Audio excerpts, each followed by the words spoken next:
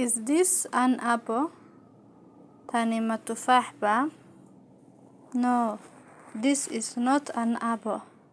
Maya, ma aha tufaax. This is a mango. Waa cambo. Is this a door? Tani ma albaab ba? No, this is not a door. Maya, ma aha albaab. This is a window. Tani waa dirshad.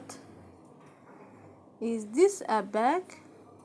Tani ma boorso ba? Yes, this is a bag. Haa, waa boorso. Is this a ball? Tani ma banooni ba? Yes, this is a ball. Haa, waa banooni. Is this a pen? Kani ma qalin ba? Yes, this is a pen. Haa, waa qalin. Waa channelkayga cusub aan ugu talagalay inaan dadka ku baro luqadda Ingiriiska. Fadlan adina igu dhiirigeli inaad like-ta, subscribe-ka iyo share-ka insha Allah.